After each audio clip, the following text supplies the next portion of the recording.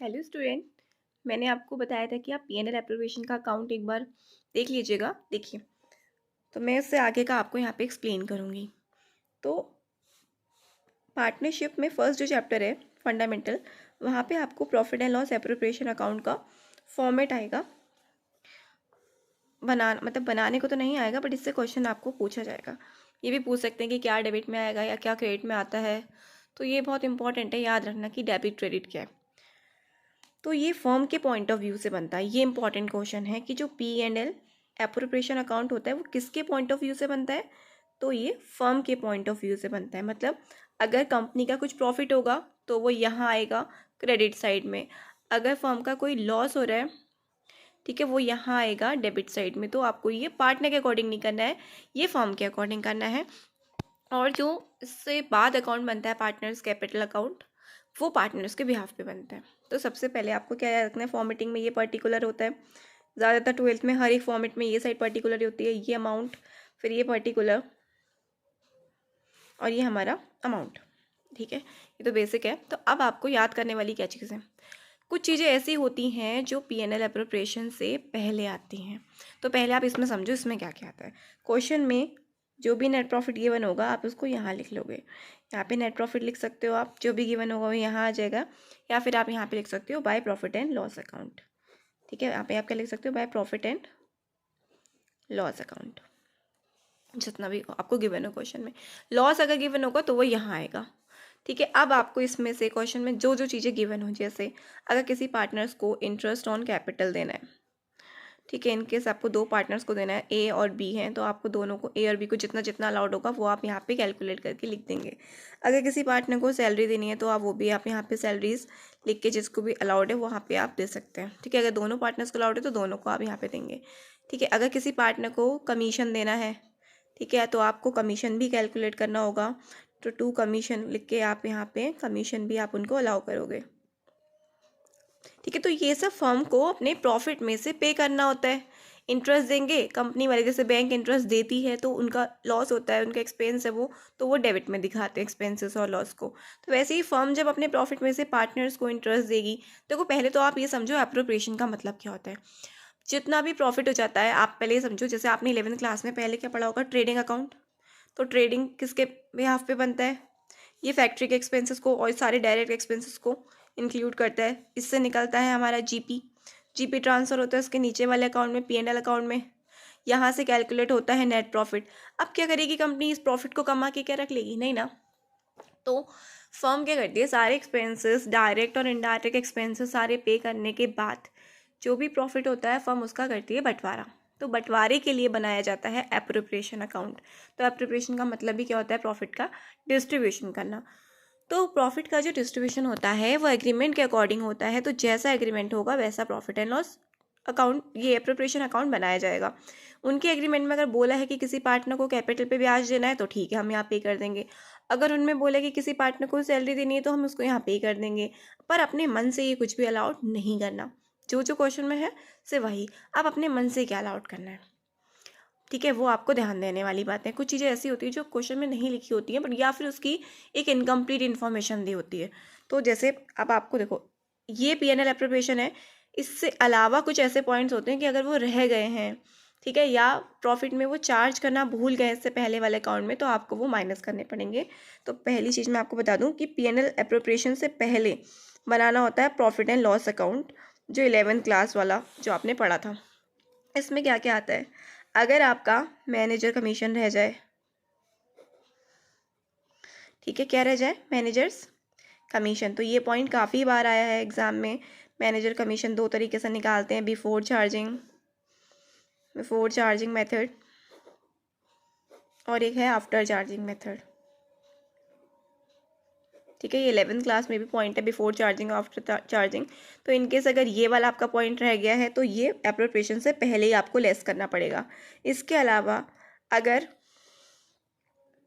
Rent रह गया है, ठीक है, या फिर रेंट के अलावा इंटरेस्ट ऑन पार्टनर्स लोन, ठीक है, इंटरेस्ट ऑन पार्टनर्स लोन, अगर किसी फर्म को लोन दिया है किसी पार्टनर ने।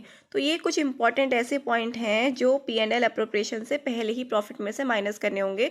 तो हमें इससे पहले एक छोटा सा अकाउंट बनाना पड़ेगा, P&L अकाउंट का एक फॉर्मेट। तो यहाँ पे हमें जो भी पहले प्रॉफिट गिवन होगा हम उसको यहाँ लिखेंगे, by profit for the year, profit for the year, मतलब जो भी हमें ईयर का प्रॉफिट दिया होगा हम उसको यहाँ लिखेंगे। और उसमें से अगर इसमें से कुछ रह जाता है, जैसे मैनेजर कमीशन है, तो यहाँ पे आप लिख लोगे मैनेजर्स कमीशन, तो आप इसको यहाँ लिखेंगे, ठीक है। इनकेस उसके अलावा अगर किसी फर्म ने कोई बिल्डिंग रेंट पे ले रखी है, तो उसका अगर रेंट रह गया है तो वो रेंट यहाँ आ जाएगा। और इनकेस अगर इंटरेस्ट ऑन पार्टनर्स लोन है, इंटरेस्ट ऑन पार्टनर्स लोन अगर रह गया है तो वो भी आपका यहाँ पे आ जाएगा। तो इस प्रॉफिट में से ये सारे एक्सपेंसेस माइनस होंगे और जो भी रिमेनिंग प्रॉफिट होगा वो ट्रांसफ़र होगा फिर उसके बाद P&L एप्रोप्रिएशन अकाउंट में यहाँ पे, ठीक है। तो पहले ये ध्यान में रखने वाली चीज़ें क्या है कि बच्चे पता है अगर ये पॉइंट्स दिए होते हैं वो पूरा क्वेश्चन कंप्लीटली नहीं पढ़ते हैं, ठीक है, सारे एडजस्टमेंट नहीं पढ़ते हैं, वो ये सीधे इन पॉइंट्स को छोड़ के वो सीधे सीधे ये वाला अकाउंट बनाते हैं, फिर इसका आंसर ही गलत आएगा। क्यों? क्योंकि ये पॉइंट पहले ही माइनस करने होते हैं इस वाले अकाउंट में, वर्किंग नोट में, ठीक है। तो आपको याद रखने वाली क्या चीज़ें हैं, ये 3 पॉइंट। पहला, अगर मैनेजर कमीशन है तो वो पहले से माइनस होगा, ठीक है। फिर और उसके बाद अगर रेंट है तो रेंट, और तीसरा पॉइंट हमारा है interest on partners loan. Generally ये 3 ही पॉइंट आपके एग्जाम में पूछे जाते हैं। उसके बाद जो यहाँ पे होगा प्रॉफिट वो हम P&L एप्रोप्रिएशन में ट्रांसफर कर देंगे और P&L एप्रोप्रिएशन उसके बाद बनाया जाएगा, और जिसमें हमारा क्या क्या आएगा, यहाँ पे जो भी यहाँ से ट्रांसफर होगा नेट प्रॉफिट वो आएगा, ये सारे टर्म्स एंड कंडीशन आएंगे। और हाँ, यहाँ पे आएगा बाय इंटरेस्ट ऑन ड्राइंग्स। तो आपको बहुत ध्यान रखने वाली बात है कि ये फॉर्मेटिंग कैसे करनी है। मान लो हमने 2 पार्टनर माने A और B, तो अगर किसी पार्टनर ने ड्राइंग किए हैं, ड्राइंग मतलब पर्सनल एक्सपेंसेस उसने करे हैं, फॉर्म से लोन ले रखा है या पर्सनली कोई गुड्स ले रखे हैं, और या कुछ भी इनकेस आपने उधार ले रखा है फॉर्म से, तो वो आपको यहाँ पे एज अ लोन उसका इंटरेस्ट आपको यहाँ पे करना पड़ेगा, और वो इंटरेस्ट फर्म को मिलेगा, इसीलिए वो फर्म की इनकम में ऐड होगा। और जो फर्म इनकम अपने इंटरेस्ट को पे करेगी वो फर्म के लिए एक्सपेंस है, तो वो यहाँ पे आएगा, ठीक है। बच्चों, आपको ये अच्छे से समझ में आ गया हो तो फिर मैं आपको आगे का टॉपिक समझाऊंगी, फिर हम इसके बाद में न्यूमेरिकल करेंगे, ठीक है। P&L एप्रोप्रिएशन बन जाता है। उसके बाद हमें एक टॉपिक समझना है कैपिटल का, ठीक है। क्वेश्चन में आपको ध्यान देने वाली क्या बात है, क्वेश्चन में आपको ये ध्यान देने वाली बात है कि जो कैपिटल होता है वो आपको 2 तरीके से कैपिटल अकाउंट आपको क्वेश्चन में गिवन होता है। बोला होता है कि कैपिटल है फिक्स्ड, या बोला होता है फ्लक्चुएटिंग। अगर कुछ भी नहीं बोला है तो प्रायोरिटी किसको मिलेगी, फ्लक्चुएटिंग को, ठीक है। अगर बोला है कि फिक्स्ड है या फ्लक्चुएटिंग है तो हम उसके अकॉर्डिंग करेंगे क्वेश्चन को अपने, और अगर कुछ भी नहीं बोला है तो हम एज्यूम करेंगे कि हमारा जो भी अकाउंट है वो कैसा है बच्चों, फ्लक्चुएटिंग है। क्लियर है आपको, इतना क्लियर है? बहुत बड़ा कन्फ्यूज़न होता है यहाँ पे। तो अगर क्वेश्चन में फिक्स्ड होती है कैपिटल तो हमें 2 अकाउंट बनाने होते हैं। जैसे देखो, आपको अलग अलग करना होता है। जो कैपिटल होती है वो हो जाती है फ्रीज़। फ्रीज़ का मतलब हम उसमें कोई भी छेड़खानी नहीं करेंगे, वो आपकी जैसे बैंक में FD होती है ना, उसकी तरह वो फ्रीज़ हो जाती है। अगर कैपिटल ही में ही एडिशन हो रहा है तो सिर्फ कैपिटल में एडिशन या कैपिटल का विड्रॉल ही यहाँ पे आता है, पर जो रेगुलर नेचर के या फिर रिकरिंग नेचर के ट्रांजैक्शंस होते हैं वो इसमें नहीं आते। तो वो सब आते हैं करंट अकाउंट में। जैसे चालू खाता होता है ना, जो डेली बेसिस पे या फिर रिकरिंग नेचर के ट्रांजैक्शंस होते हैं वो सब इसमें आते हैं। अब इन दोनों का फॉर्मेट तो सेम ही होता है, बस कैपिटल में कैपिटल रहती है और करंट में बाकी ट्रांजैक्शंस आते हैं। तो देखिए, पहले मैं आपको इसका कैपिटल अकाउंट का ट्रांजैक्शन अकाउंट बना के दिखाती हूँ। तो कैपिटल अकाउंट में बहुत छोटा सा फॉर्मेट होता है। पर्टिकुलर मान लो 2 पार्टनर हैं तो 2 अमाउंट के कॉलम बनेंगे। ऐसे फिर यहाँ पे पर्टिकुलर 2 अमाउंट के कॉलम बनेंगे। तो हमने यहाँ पे 2 पार्टनर एज्यूम करने हैं, ए और बी, बाकी पर्टिकुलर तो यहाँ पे आएगा ही, पर्टिकुलर आएगा। अब इसमें क्या आता है, इसमें सिर्फ और सिर्फ आती है capital by balance BD। Starting करते हैं B से। बच्चे BD और CD में भी बड़े कंफ्यूज होते हैं, तो आप इसे अल्फ़ाबेटिकल ऑर्डर में ही याद रखो, ठीक है। स्टार्टिंग में ABCD में पहले भी आता है, तो मतलब ऑर्डर में पहले भी आता है, तो BD मतलब स्टार्टिंग बैलेंस, और CD का मतलब to balance CD carry down. तो जो भी क्लोजिंग बैलेंस होता है हम उसको CD से रिप्रेजेंट करते हैं, ठीक है, कैरी डाउन और ब्रॉट डाउन। तो जो भी क्वेश्चन में कैपिटल बैलेंस दिया है, सिर्फ और सिर्फ इसमें कैपिटल बैलेंसेस आता है और इस अकाउंट को हम कर देते हैं क्लोज। ये फ्रीज हो जाती है, जैसे बैंक में एफडी करा देते हैं, हम बार बार उस पैसे को चेंज नहीं कर सकते, वैसे ही हम अपने कैपिटल अकाउंट को भी छेड़खानी नहीं करी जाती उसमें।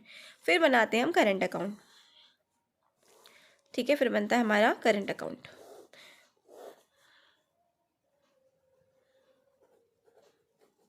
ठीक है, दो ही पार्टनर है करंट अकाउंट। अगर आपको क्वेश्चन में कोई भी करंट अकाउंट बैलेंस गिवन है पहले से तो वो यहाँ आ जाएगा बाय बैलेंस BD के नाम से। ठीक है, अगर गिवन है तो, नहीं होगा तो फिर हम छोड़ देंगे। अब यहाँ आता क्या है, जो भी पार्टनर्स को फर्म के द्वारा प्रॉफिट मिलता है या जो शेयर मिलता है, जैसे A और B को इंटरेस्ट मिला, सैलरी मिली, कमीशन मिला, और हाँ बचा हुआ प्रॉफिट तो हम बांटना भूल ही गए, तो यहाँ आ जाएगा टू प्रॉफिट ट्रांसफ़र। जो भी बचा हुआ प्रॉफिट या लॉस पार्टनर्स को ट्रांसफ़र होता है तो वो सब कुछ यहाँ पे, ये पूरी की पूरी साइड उठ के डेबिट वाली साइड, ये फर्म के लिए खर्चा है बट ये पार्टनर्स के लिए क्या है, ये उनकी इनकम का सोर्स है। तो ये सब पार्टनर की इनकम है, तो ये पार्टनर्स कैपिटल अकाउंट पार्टनर्स के बिहाफ पे बनता है। तो क्रेडिट में उनकी सारी इनकम्स और गेन आएंगे, डेबिट में सारे उनके लॉसेस और एक्सपेंसेस आएंगे। तो जो भी चीज़ें फर्म ने पार्टनर्स को अलाउ करी हैं, जैसे अगर बाय इंटरेस्ट ऑन कैपिटल है तो मैं भी आपको यहाँ पे शॉर्ट में लिख दे रही हूँ, बाय इंटरेस्ट ऑन कैपिटल। ठीक है, और यहाँ पे क्या क्या आएगा, अगर किसी को सैलरी मिली है, कोई भी सैलरीज अगर है पार्टनर्स को तो वो यहाँ आ जाएंगी। अगर किसी पार्टनर को कोई कमीशन मिला है तो वो भी यहाँ पे आ जाएगा। ठीक है, और अगर बच्चों लाइंस को प्लीज़ ध्यान मत देना क्योंकि मैं बिना स्केल के बना रही हूँ और फ़ोन भी मैंने अपने हाथ से ही पकड़ा है क्योंकि मैं वीडियो बनाती नहीं हूँ बट मैंने शुरू किया है। तो अगर आप सपोर्ट करेंगे तो शायद मैं अच्छे से इसको बना पाऊँ नेक्स्ट टाइम। ठीक है, तो यहाँ पे देखिए सबसे पहले अगर कोई भी करंट अकाउंट का बैलेंस है तो वो, कोई भी इंटरेस्ट ऑन कैपिटल अगर गिवन है तो वो आ जाएगा। जो जो फर्म ने अलाउ किया, सैलरी अलाउ किया जिस पार्टनर को उसके अकाउंट में आ जाएगी, कमीशन जिस पार्टनर को अलाउ किया उसके अकाउंट में ट्रांसफर हो जाएगा। ठीक है, और रिमेनिंग जो भी P&L एप्रोप्रिएशन अकाउंट का प्रॉफिट होता है वो भी पार्टनर्स को ट्रांसफर हो जाएगा।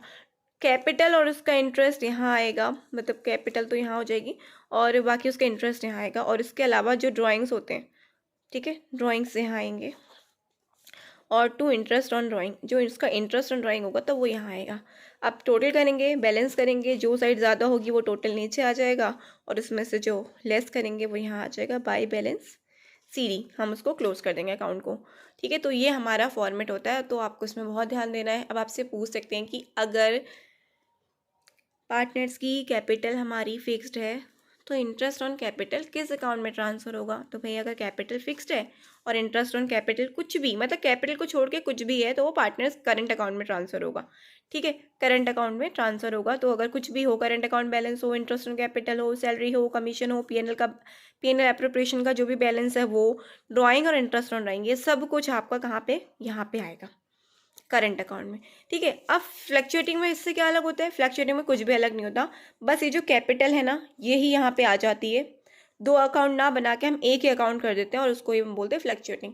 तो फ्लक्चुएशन का मतलब आपको पता ही है, जैसे फ्लक्चुएशन लाइट में होता है ना, अप एंड डाउन, कभी वोल्टेज कम कभी हाई, तो वैसे ही जब हम कैपिटल में चेंजेस करें, जैसे जैसे ये सब कुछ अलग अलग है, कैपिटल अपनी जगह पे फ्रीज है, पर अगर ये फ्लक्चुएटिंग हो जाएगा तो ये कैपिटल का क्लोजिंग बैलेंस बार बार चेंज होके आएगा। कभी प्रॉफिट हो रहा होगा तो ऐड होके आ रही होगी कैपिटल, और अगर कभी भी लॉस हो रहा होगा तो कैपिटल में हमारा माइनस होके आएगा। तो बस हम इन दोनों को मर्ज करके एक ही साथ बना देते हैं, वो हमारा फिक्स्ड हो जाता है और कोई भी डिफरेंस नहीं है। बस इतना पूछ सकते हैं कि फिक्स्ड में कितने अकाउंट बनते हैं, तो 2 बनते हैं, आपसे ऑप्शन में पूछ लेंगे, एक बनेगा कैपिटल और एक करंट। और फ्लक्चुएटिंग में सिर्फ एक ही अकाउंट बनता है, कैपिटल अकाउंट, जिसमें हमारे सारे के सारे ट्रांजैक्शन आएंगे सारे एक साथ। ठीक है, और इसमें कोई भी चेंज नहीं है।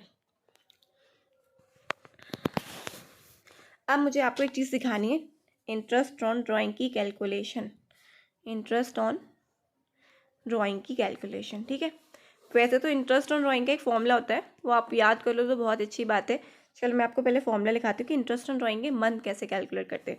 देखो आपको गिवन क्या क्या होगा, आप ये याद रखो, अगर ड्राइंग का क्वेश्चन आएगा तो आपको ड्राइंग्स गिवन होंगे, या तो पूरे टोटल ड्राइंग्स गिवन होंगे या फिर मंथली ड्राइंग्स गिवन होंगे, आपको उन्हें मल्टीप्लाई करके निकालना, मल्टीप्लाई करके उसकी अमाउंट निकालनी होगी।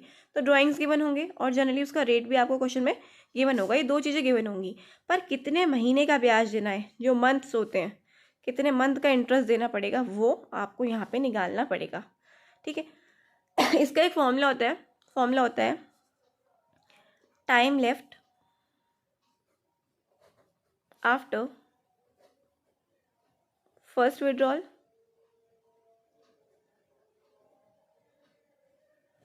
ठीक है, पहली किश्त जो है उसके बाद कितना टाइम पीरियड बचा है प्लस आखिरी किश्त के बाद कितना टाइम बचा है, तो वही time left after last withdrawal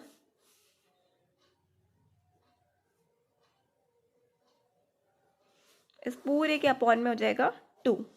तो ये आपका फॉर्मूला होता है, time left after first withdrawal plus time left after last withdrawal upon 2। तो ये तो हो गया फॉर्मूला, जिससे अगर आप भूल जाएं क्वेश्चन में तो आप इससे अपना इंटरेस्ट ड्राइंग के मंथ आप निकाल सकते हैं। बट जनरली पेपर में ये क्वेश्चन ऑब्जेक्टिव में काफ़ी बार आ चुका है, तो कहाँ आप 1 नंबर के क्वेश्चन में इतना बड़ा फॉर्मूला लगाएंगे फिर कैलकुलेट करेंगे। तो मैं आपको एक छोटी सी टेबल दे रही हूँ जिसको आप बिल्कुल बाय हार्ट याद कर लीजिए, 2-3 बार लिख लीजिए कहीं पे, या फिर आप जहाँ पे पढ़ते हैं मेन एरिया में आपकी स्टडी टेबल अगर आपकी है तो आप उस पर लगा लीजिए, या फिर आपका मेन डोर है जिसके आसपास आप बैठ के पढ़ते हैं, आपके रूम का जो डोर है उस पर आप इसको पेस्ट कर लीजिए, या फिर अपनी बुक या फ्रंट पेज पे आप इसको पेस्ट कर लीजिए।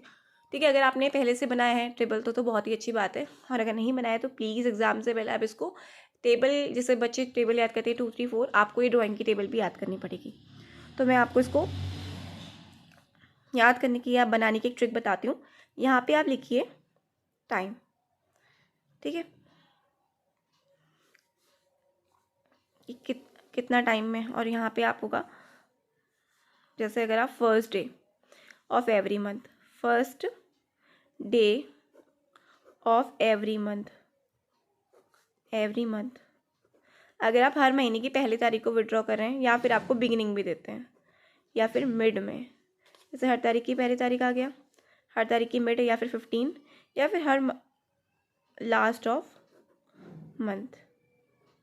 ठीक है, आपको क्वेश्चन में यहाँ पे ऐसा दिया होगा first day of every month. जैसे किसी की सैलरी आती है ना, किसी की सैलरी 1 तारीख को मिल जाती है, किसी की सैलरी 15 तारीख को मिलती है, और किसी की सैलरी लास्ट में मिलती है महीने के। तो ये आपको देखना है क्वेश्चन में कि ड्राइंग्स जो हैं वो बिगिनिंग ऑफ द मंथ है, मिड ऑफ द मंथ है, या लास्ट ऑफ द मंथ है। ठीक है, उसके बाद आपको, अगर आपको पूरे साल का है, जो ड्राइंग है वो फुल ईयर है, फुल ईयरली, ठीक है, फुल ईयरली है, या फिर आपका 6 मंथ के ड्राइंग है, ठीक है, या फिर आपके 9 मंथ के ड्राइंग्स हैं, या फिर आपके क्वार्टरली हैं। ठीक है, अब आपको इसमें बड़ा कन्फ्यूजन हो रहा होगा है क्या चीज़। जैसे मान लो किसी इंसान ने कंपनी से एक एग्रीमेंट बना लिया, जो पार्टनर है उसने, कि हर महीने की पहली तारीख को मुझे कुछ रुपए चाहिए, तो वो हर महीने की पहली तारीख को फिर लेगा, फिर अगले महीने की जैसे अप्रैल की फर्स्ट को उसने ले लिया, फिर अगले मई की फर्स्ट को ले लिया, तो उस तरीके से सीक्वेंस चलता रहेगा। 31 मतलब जो 31 मार्च आएगा उससे भी पहले, मतलब 1 मार्च को वो विड्रॉ करेगा आखिरी किश्त। तो आप टेबल के अकॉर्डिंग भी निकाल सकते हैं। तो बस मैं आपको याद करने की ट्रिक बताती हूँ। अगर फुल ईयर में वो ड्रॉ कर रहा है फर्स्ट तारीख को, हर साल, हर महीने वो पूरे साल 1-1 तारीख को पैसा लेता है, तो 6.5 मंथ का आपको इंटरेस्ट ऑन ड्राइंग देना पड़ेगा। और अगर वो मिड में कर रहा है तो 6 मंथ का, और अगर वो लास्ट में कर रहा है तो 5.5 मंथ का। आप इसको याद कर सकते हो कि इन सब के बीच में कितने का गैप है, 0.5 का, इन सब के बीच में 0.5 का गैप है। ऐसे ही अगर वो 6 महीने के लिए पैसा ले रहा है, मतलब 6 महीने के लिए उधार ले रहा है फर्म से, उसके जो ड्राइंग्स हैं वो 6 मंथ के हैं, मतलब 1 अप्रैल से लेके आप बोल सकते हैं कब तक, 1 अक्टूबर तक, क्योंकि 6 मंथ वहीं पे होते हैं हमारे अकाउंटिंग के। तो यहाँ पे हो जाएगा 3.5, यहाँ पे हो जाएगा 3, और यहाँ पे हो जाएगा 2.5। और अगर वो 9 मंथ के लिए विड्रॉ कर रहा है तो टेबल शुरू होती है 5, 4.5 और लास्ट में 4। और अगर वो क्वार्टरली कर रहा है तो 7.5, 6, और यहाँ पे हो जाएगा 4.5। तो ये आपको याद करनी है मेरे बच्चों, क्योंकि पिछली बार डायरेक्ट क्वेश्चन आया था कि अगर किसी पार्टनर ने ईयरली विड्रॉ किया है, ड्राइंग उसके विड्रॉ किए हैं, और उसने महीने के हर महीने लास्ट में वो विड्रॉ कर रहा है लास्ट ऑफ द मंथ, तो कितने मंथ का उसको इंटरेस्ट देना है। तो वहाँ पे सीधा सीधा ऑप्शन दिया था 5.5 मंथ्स का, या फिर ऐसे भी दिया था 5.5 मंथ का। तो कन्फ्यूज़ होने वाली बात नहीं है, तो 5.5 ही हुआ ये। 0.5 की वैल्यू वैसे भी आधी होती है। तो ये आपको टेबल याद करनी है। और कुछ ऐसे ड्राइंग्स भी दिए होते हैं जिसका पता नहीं चलता है कि इस टेबल से मैच नहीं होता है, फिर आपको वहाँ पे इस फॉर्मूले का यूज़ करना है। तो ये टेबल प्लीज़ बना लीजिए बच्चों।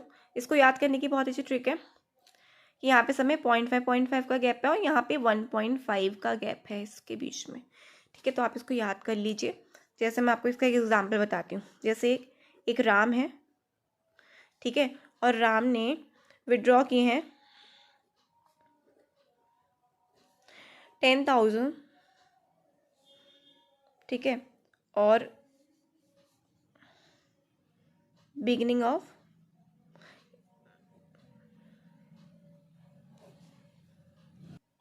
ठीक है, बिगिनिंग ऑफ एवरी मंथ, ठीक है, राम ने हर महीने के बिगनिंग में मतलब स्टार्टिंग में कितने रुपए विड्रॉ किए, 10,000 रुपये, और उसका इंटरेस्ट ऑन ड्राइंग आपको कैलकुलेट करना है at the rate 10% per annum के हिसाब से। अब आप कैलकुलेट करके दिखाइए। तो देखिए हम इसको कैसे निकालेंगे इंटरेस्ट ऑन ड्राइंग, हमें इसके टोटल ड्राइंग निकालने पड़ेंगे। तो 10,000 पर मंथ निकाल रहा है वो, पूरे साल में कितने महीने होते हैं, 12, इंटू रेट दिया हमें क्वेश्चन में 10%, और हमें पूरे साल के लिए विड्रॉ कर रहा है, और कब कर रहा है, बिगनिंग।